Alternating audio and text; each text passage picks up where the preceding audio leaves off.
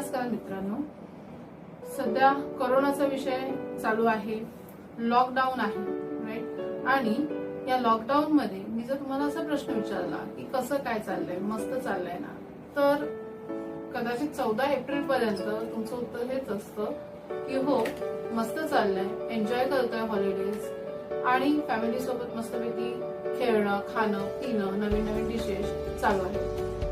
14 April नंतर ज्या वेळेला कळलं की लॉकडाऊन 3 तारखेपर्यंत आहे, 3 मे पर्यंत राहिलं, मग काय प्रतिक्रिया असते? थोडंसं बोर झालं, कंटाळलोय। मित्रांनो, आता जर असं म्हटलं गेलं की हाच लॉकडाऊन अजून 2-3 महिने चालेल तर काय रिॲक्शन असेल? नक्कीच कंटाळवाणी रिॲक्शन असणार। आणि दुसरी गोष्ट म्हणजे कदाचित परिस्थिती न बदलू शकण्यामुळे रागही येत असेल, बरोबर ना मित्रांनो? राग हाच विषय आजच्या सेशनचा आहे आणि मी हेल्थ काउन्सिलर प्रतिभा तुमचं अँगर मॅनेजमेंट सेशन मध्ये स्वागत करते। मित्रांनो, लॉकडाऊनचा काळ, त्याच्यामध्ये परिस्थिती न बदलू शकणं, घरात बसून राहणं, याच्यामुळे एक इमोशन्स क्रिएट झालंय, ते म्हणजे फ्रस्ट्रेशनचं। आणि हे फ्रस्ट्रेशन नथिंग बट तुम्हाला ही जाणीव करून देते की ही परिस्थिती मी बदलू शकत नाही। आणि मित्रांनो, तुम्ही एक नोटीस करा की एखादी अप्रिय घटना किंवा अप्रिय व्यक्ती ज्या वेळेला आपण आपल्या सानिध्यात असते किंवा त्याच्यामुळे आपल्याला त्रास होत असतो, त्यावेळेला प्रॅक्टिकली फ्रस्ट्रेशन आपण खूपदा फेस करतो, कारण ती गोष्ट आपण बदलू शकत नाही। आणि मग जे इमोशन्स क्रिएट होतात that is called as the अँगर। अजून विस्तृतपणे किंवा सविस्तरपणे सांगायचं झालं तर मित्रांनो, अँगर ही अशी भावना आहे जी आपल्या स्ट्रॉंग लाईक्स आणि स्ट्रॉंग डिसलाईक्स मुळे क्रिएट होते, ज्याला आपण स्ट्रॉंग रिॲक्शन्स देतो। फॉर एक्झाम्पल सांगायचं झालं तर स्ट्रॉंग लाईक्स म्हणजे काय? तर समजा आता मी म्हणू शकते की मला एखादा धर्म खूप छान आवडतोय, खूप आवडतोय, पण मित्रांनो जर कुणी त्या धर्माबद्दल चुकून सुद्धा वाईट बोललं तर माझे रिॲक्शन काय असेल? नक्कीच मित्रांनो, राग येईल। आणि स्ट्रॉंग डिसलाईक म्हटलं तर एखादी व्यक्ती मला आवडत नाहीये किंवा एखादी वस्तू मला आवडत नाहीये आणि मला सांगितलं गेलं की तुला कंटिन्यू त्याच व्यक्तीसोबत राहायचं आहे, मग मित्रांनो काय होईल? फ्रस्ट्रेशन येईल, साहजिकच ना। आणि जेव्हा हे फ्रस्ट्रेशन येईल त्यावेळेला जे इमोशन क्रिएट होईल that is nothing but the अँगर। मित्रांनो, अशा पद्धतीने आपण अँगर म्हणजे नक्की काय किंवा राग म्हणजे नक्की काय तर एक थोडक्यात सांगू शकतो की एखादी अप्रिय घटना किंवा अप्रिय व्यक्ती किंवा नको असलेली गोष्ट जी आपण बदलू शकलो नाही किंवा ज्याच्या आपण सानिध्यात येतो त्यावेळेला जे फ्रस्ट्रेशन क्रिएट होतं तो इमोशन म्हणजे अँगर, हे आपण सहज ओळखू शकतो। पण मित्रांनो, तुम्हाला माहिती आहे का की हाच अँगर आपण 2 फॅक्टर मध्ये जर डिवाइड केला तर मित्रांनो असं होईल की आपल्याला आपला अँगर प्रॉपर चॅनलाइज करता येईल। ते 2 फॅक्टर कोणते? एक डिस्ट्रक्टिव्ह फॅक्टर आणि दुसरं आहे कन्स्ट्रक्टिव्ह फॅक्टर। डिस्ट्रक्टिव्ह आणि कन्स्ट्रक्टिव्ह हे शब्द जे 2 आहेत तेच सविस्तरपणे त्या शब्दांचा अर्थ सांगून जातात। म्हणजे डिस्ट्रक्टिव्ह जो फोर्स आहे तो असा असतो की उदाहरणाने मी समजून सांगू शकेन की समजा आपल्या एका मुलावर किंवा मुलावर प्रेम आहे, अर्थात या सिच्युएशन मधून बरेच जण गेलेले असतीलही। ह्या गोष्टीमध्ये असं आहे की समजा तिने आपल्यासोबत न लग्न करता दुसऱ्यासोबत लग्न केलं काही कारणास्तव, त्यावेळेला काय सिच्युएशन असेल? साहजिकच राग येईल, बरोबर ना? आता हा राग 2 प्रकारे व्यक्त होऊ शकेल। कसा? एक तर दुसऱ्यांवर तो राग काढला जाईल किंवा स्वतःवर काढला जाईल। दुसऱ्यांवर कसा काढला जाईल? कदाचित त्या मुलीने किंवा मुलाने मला फसवलं म्हणून मी बदला घेईन, बरोबर? पण जेव्हा माझ्या लक्षात येईल की मी हे नाही करू शकत, त्यावेळेला मी राग कोणावर काढेन? स्वतःवर। आणि ज्यावेळेला मी स्वतःवर राग काढेन तेव्हा कदाचित मी स्वतःला दारूच्या किंवा सिगरेटच्या आहारी म्हणजे एखाद्या व्यसनाच्या आहारी माझ्या शरीराला झोकून देईन। आता नीटपणे जर विचार केला तर ह्या दोन्ही सिच्युएशन मध्ये फ्रुटफुल काय झालंय का? नक्कीच नाही. झालं असेल तर नुकसान आणि कदाचित ते दोन्ही पार्टीच. आता विचार करा, सिच्युएशन थोडी आपण वेगळी घेऊया. आजचा एक छान दिवस आहे, मस्त सकाळ आहे आणि आजच्या सकाळी छान नाश्ता बनवून दिलाय बायकोनी. मस्तपैकी मूड छान आहे कारण बायकोची किटकिट नाहीये आणि आपण ऑफिसला आलो. ऑफिसला आल्यानंतर सिनारिओ असा आहे, नीट समजून घ्या मित्रांनो, सिनारिओ असा आहे की बॉसने तुम्हाला केबिन मध्ये बोलवलं आणि केबिन मध्ये बोलवल्यानंतर बॉसने तुम्हाला झापलं. आता ऑफिस, राग कुणावर काढायचा? कारण राग तर येणार, पहिली रिॲक्शन तीच असणार की बाबा झापलं आणि मूड तर छान होता, तो स्पॉइल झाला. मग आता राग कुणावर काढायचा? कारण ठिकाण ऑफिस, घरी जायला आत्ताच आल्यामुळे 6-7 तास तर नक्कीच असणार. मग काय होऊ शकतं? फालतू फार राग तर निघणार. मग कुठे निघणार? तो स्वतःच्या कामावर निघणार. आणि मित्रांनो, जर तुम्ही नीट विचार केलात ना तर त्या व्यक्तीने तो राग कुठे काढला? तो कामावर काढला. कामावर काढल्यामुळे झालं असं की ते काम दुप्पट झालं, म्हणजे दुपटीने ते स्पीडीली झालं. काय होतं याच्यामध्ये की ह्याच्यामध्ये त्यांनी तो राग चॅनलाइज केला. राग जो आहे तो चॅनलाइज केला, तो कामावर केला आणि त्यामुळे काम छानपैकी झालं. बरोबर ना? आता ह्याला आपण म्हणू शकतो की हे कन्स्ट्रक्टिव्ह, कारण इथे नुकसान कुणाचंच नाही झालं तर त्याचा फायदा, कारण त्यांनी दुप्पट काम केलं आणि ऑफिसचा फायदा. मित्रांनो, ह्या दोन गोष्टी तुम्हाला शिकवून जाऊ शकतात किंवा समजू शकतात की अँगर म्हणजे एक्झॅक्टली काय आणि अँगर कसा चॅनलाइज केला गेला पाहिजे. अँगर जर प्रॉपर चॅनलाइज केला तर that will give you the benefits.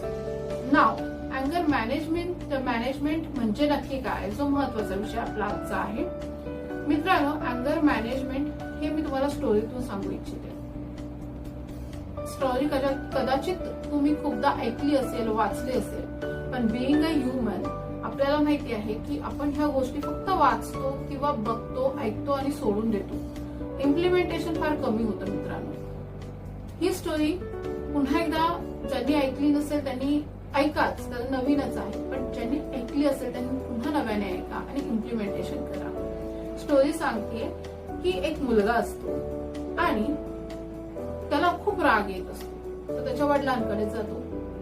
वडिलांना म्हणतो की पप्पा मला खूप राग येतोय. त्याचे वडील म्हणतात, बाळा ओके, आपण एक काम करूया, मी तुला ही खिळ्यांची थैली देतो. तुला काय करायचं? आपल्या घराच्या मागे जी फेन्सिंग आहे ना, तिथे राग आल्यानंतर एक खिळा ठोकायचा आहे, जोपर्यंत तुझा राग ओसरत नाही तोपर्यंत. मुलगा म्हणाला ठीक आहे. मुलगा राग आल्यानंतर त्या फेन्सिंगच्या जवळ गेला. लाकडाची फेन्सिंग आहे आणि मुलगा खिळे ठोक. आता पहिल्या वेळेला त्यांनी 40 खिळे ठोकले, नंतर त्यांनी 37 खिळे ठोकले, नंतर 17वर आला, नंतर 10वर. असं करता करता त्याला हे जाणवलं की अरे मी तर बऱ्यापैकी राग कंट्रोल करू शकतोय. मग ह्या सिनारिओ मध्ये त्यांनी विचार केला की मला पप्पांना जाऊन भेटायला पाहिजे.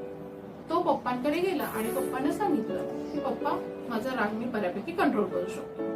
पप्पा म्हणाले ओके छान, आता आपण एक काम करूया, आपण त्या फेन्सिंग जवळ जाऊया जिथे तू खेळ ठोकलेस. मुलगा म्हणतो छान चालेल, जाऊया आपण.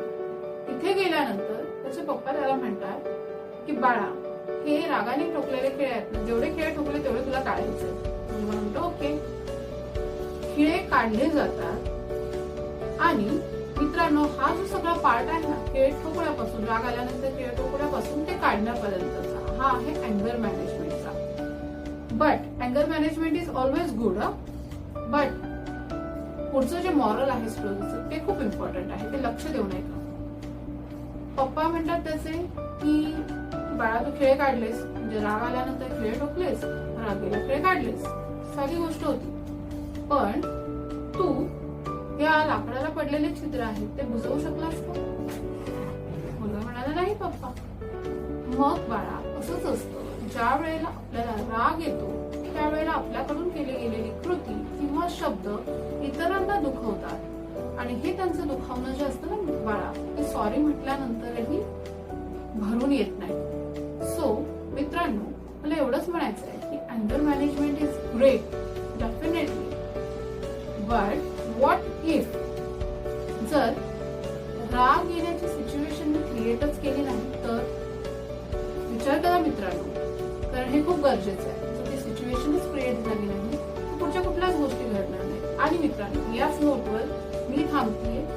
Thanks and stay tune. धन्यवाद.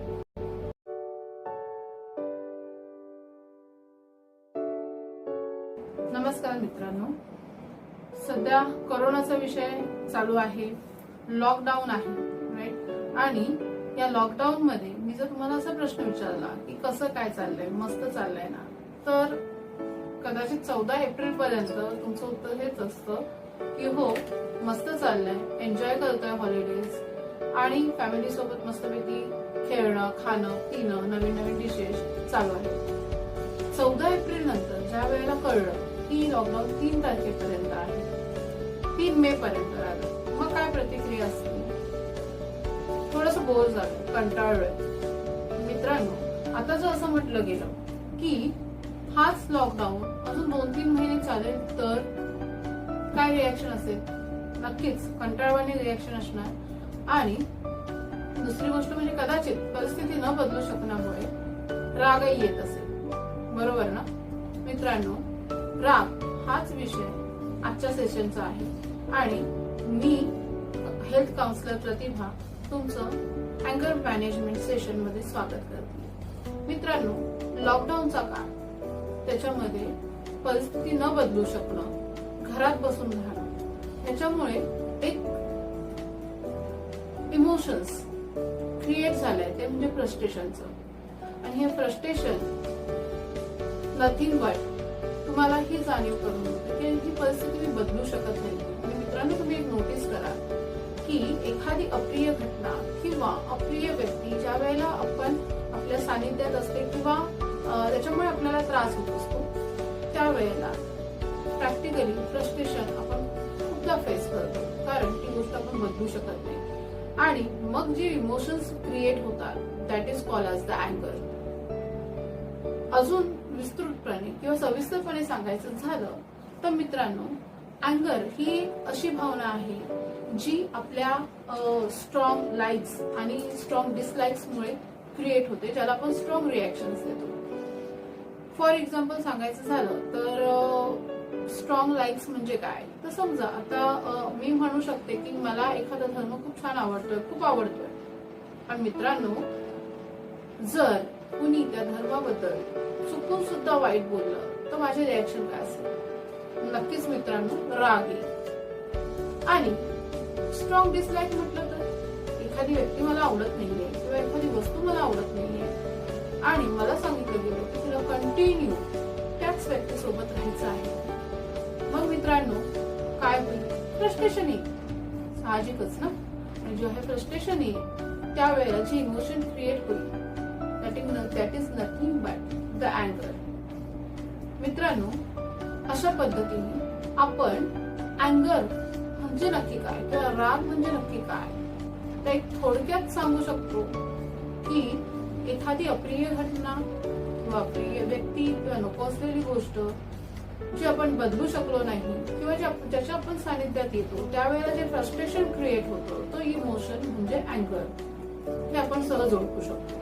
पण मित्रांनो, तुम्हाला माहिती आहे का की हाच अँगर आपण 2 फॅक्टर मध्ये जर डिवाइड केला तर मित्रांनो असं होईल की आपल्याला आपला अँगर प्रॉपर चॅनलाइज करता येईल. हे 2 फॅक्टर कोणते? एक डिस्ट्रक्टिव्ह फॅक्टर आणि दुसरं आहे कन्स्ट्रक्टिव्ह फॅक्टर. डिस्ट्रक्टिव्ह आणि कन्स्ट्रक्टिव्ह हे शब्द जे 2 आहेत तेच सविस्तरपणे त्या शब्दांचा अर्थ सांगून जातात. म्हणजे डिस्ट्रक्टिव्ह जो फोर्स आहे तो असा असतो की उदाहरणाने मी समजून सांगू शकेन की समजा आपला एका मुलावर किंवा मुलावर प्रेम आहे, अर्थात या सिच्युएशन मधून बरेच जण गेलेले असतीलही.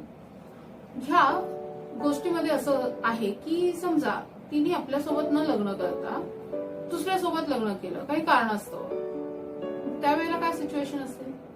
साहजिकच राग येईल, बरोबर ना. आता हा राग 2 प्रकारे व्यक्त होऊ शकेल. कसा? एक तर दुसऱ्यांवर तो राग काढला जाईल किंवा स्वतःवर काढला जाईल. दुसऱ्यांवर कसा काढला जाईल? कदाचित त्या मुलीने किंवा मुलाने मला फसवलं म्हणून मी बदला घेईन, बरोबर.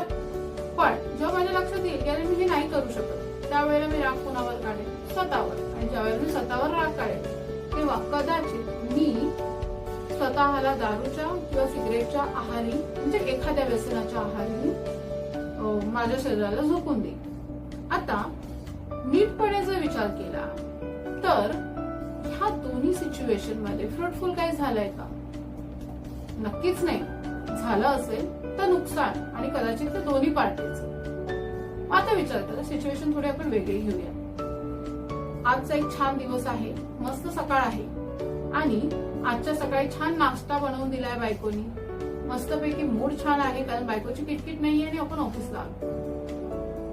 ऑफिसला आल्यानंतर सिनारिओ असा आहे, नीट समजून घ्या मित्रांनो, सिनारिओ असा आहे की बॉसने तुम्हाला केबिन मध्ये बोलवलं आणि केबिन मध्ये बोलवल्यानंतर बॉसने तुम्हाला झापलं.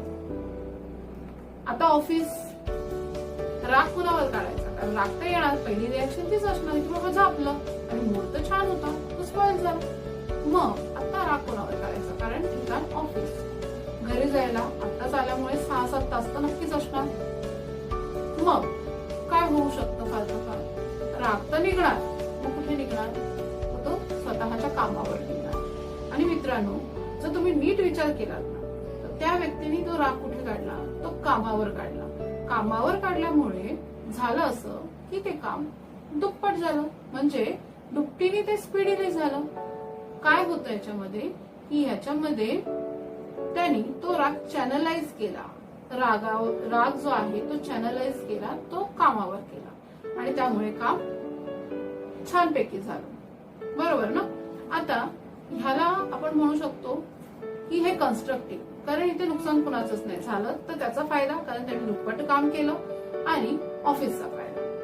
मित्रांनो, ह्या दोन गोष्टी तुम्हाला शिकवून जाऊ शकतात किंवा समजू शकतात की अँगर म्हणजे एक्झॅक्टली काय आणि अँगर कसा चॅनलाइज केला गेला पाहिजे. अँगर जर प्रॉपर राईट चॅनलाइज केला तर that will give you the benefits.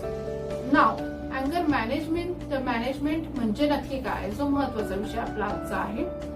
मित्रांनो, अँगर मॅनेजमेंट हे मी तुम्हाला स्टोरीतून सांगू इच्छिते.